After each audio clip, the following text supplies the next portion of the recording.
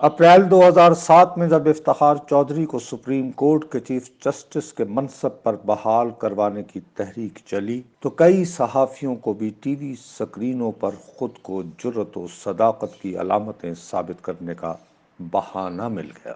بہتی گنگا میں ذات کے اس رپورٹر نے بھی اشنان کیا۔ تھوڑی شہرت اور راحت کے حصول کے باوجود کبھی کبھار ٹی وی سکرینوں پر ہی لیکن یاد دلانے کو مجبور ہو جاتا کہ ریاست ریاست ہوتی ہے، گفتار کے غازی اس کا مقابلہ نہیں کر سکتے۔ وہ مشتعل ہو کر اپنی آئی پر آ گئی تو مجھ جیسے پاٹے خان بلوں میں چھپنے ہی میں عافیت محسوس کریں گے۔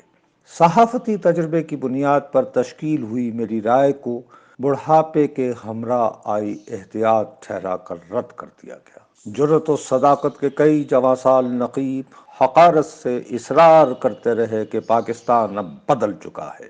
اس کی آبادی کا 60% سے زائد حصہ 15 سے 29 سال کے درمیان والی عمر کے نوجوانوں پر مشتمل ہے۔ وہ نظام کہنہ سے اکتا چکے ہیں، صحافیوں سے سوال کر رہے ہیں کہ تمہارے لب آزاد ہیں تو بول کیوں نہیں رہے۔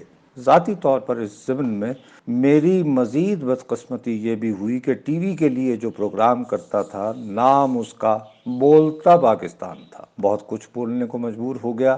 جنرل مشرف کی حکومت نے بالآخر ہاتھی کے کھانے والے دانت استعمال کیے اور میں ٹی وی سکرینوں سے چند دیگر ساتھیوں سمیت غائب ہو گیا۔ ہم میں سے چند نیک چلنی کے وعدوں کے ساتھ اگرچہ سکرینوں پر واپس لوٹ آئے، مجھ جیسے بدبختوں کے لیے 2008 کے انتخاب کے نتائج بروئے کار آنے کے بعد ہی معافی تلافی کی گنجائش دریافت ہوئی۔ نومبر 2007 سے کئی مہینوں تک صحافت سے جبریہ انداز میں نکالے ایام کے دوران میں نے اپنے پیشے کی محدودات کو کامل لگن سے جاننے کی کوشش کی۔ ٹی وی سکرین پر واپس لوٹا تو ہمیشہ مصر رہا کہ اپنے تئیں حق و صداقت کے علمدار بنے ہم اس درخت کو کاٹنے کی کوششوں میں مصروف ہیں جس کا پھل ہمیں توانائی فراہم کرتا ہے، جس کی شاخیں ہمیں طاقتور طبقات کے غضب سے بچائے رکھتی ہیں۔ احتیاط کی یہ التجائیں مگر بزدلی شمار ہوئیں۔ افتخار چودھری اپنے منصب پر لوٹ چکے تھے اور وہ سیاستدانوں کی کرپشن کے خلاف از خود نوٹسوں کی بھرمار سے مستقل جہاد میں مصروف نظر آئے۔ اپنی منجی کے نیچے مگر پنجابی محاورے والی ڈانگ نہ پھیر پائے۔ ان کے فرزند کاروباری اعتبار سے خوش نصیب و ذہین ترین ثابت ہونا شروع ہو گئے۔ توہین عدالت کے خوف سے ہم اپنے تئیں فن خوان ہوئے صحافی مگر ارسلان کی دن دگنی اور رات چگنی ترقی کے نسخے دریافت نہ کر پائے۔ وہ دریافت کرنے کے بعد بیان کر دیے جاتے تو 15 سے 29 سال کے درمیان والی عمر کے کئی نوجوان بھی اپنا مقدر سنبھال لیتے، برانڈڈ کپڑے پہنتے، اہل خانہ کے ہمراہ یورپ کے شہروں میں چھٹیاں گزارتے، شغلاً کسی کسینوں میں بھاری بھرکم رقم بھی لگا دیتے۔ 2011 میں لیکن عمران خان صاحب کی صورت 15 سے 29 سال کے درمیان والی عمر کے پاکستانی نوجوانوں کو ایک دیدہ ور بھی مل گیا۔ میری نظر 11 سال کی عمر ہی میں کمزور ہونا شروع ہو گئی تھی۔ تقریباً ہر برس شیشوں کے لیے نیا نمبر لگوانا ہوتا تھا۔ غالب کی طرح رہبر کو بر وقت پہچاننے کی سقط سے لہٰذا محروم رہا۔ اس کوتاہی کے باعث بالآخر نواز شریف سے لفافے لینے کا مجرم قرار پایا، حالانکہ موصوف کی مجھ پر مہربانیاں ان کے دونوں ادوار حکومت میں کم از کم اسلام آباد کے ہر صحافی پر آشکار رہی تھی۔ بہرحال جرأت و صداقت کی صحافتی علامتوں کی اکثریت عمران خان صاحب کے ساتھ ڈٹ کر کھڑی ہو گئی۔ ان کی قیادت میں نئے پاکستان کی جانب سفر کا آغاز ہوا۔ کنے کنے جانا ہے بلو دے نال کی صدائے بلند کرتے ہوئے اینکر خواتین و حضرات کی اکثریت ان کی چلائی بس کے لیے سواریاں ڈھونڈنا شروع ہو گئی۔ میرا گلا اس ضمن میں بھی ناکارہ ثابت ہوا۔ عمران خان صاحب بالآخر اگست 2018 میں وزیر اعظم کے منصب پر فائز ہوئے تو چند ہی ہفتوں بعد دریافت ہو گیا کہ میں جس ٹی وی ادارے کے لیے کام کرتا ہوں وہ معاشی بدحالی کا شکار ہو جاتا ہے۔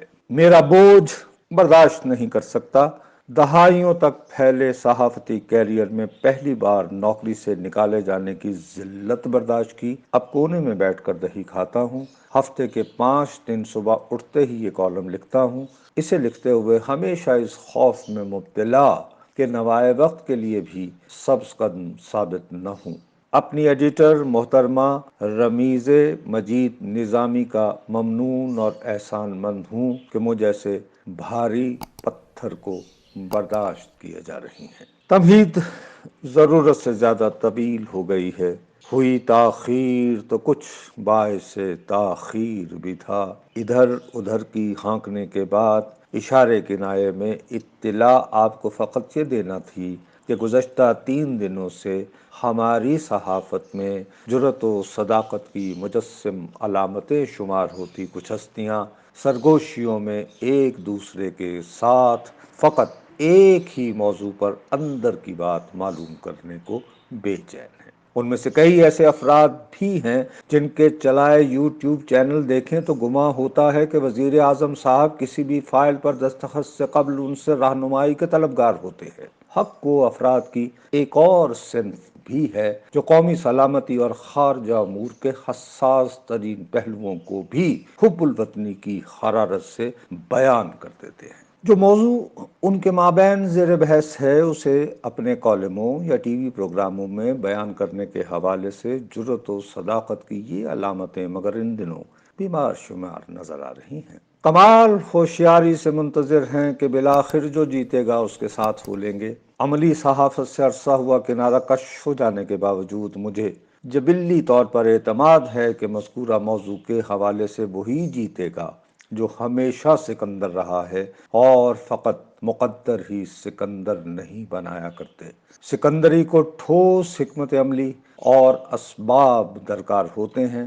دور حاضر کے سکندر شمار ہوتے صاحب کو وہ فراہم ہوتے تو شاہ محمود قریشی، اسد عمر اور فواد چودھری صاحب جیسے ذہین و فطین وزراء گزشتہ 3 دنوں سے راول پنڈی اور اسلام آباد کے درمیان پھیرے نہ لگا رہے ہوتے۔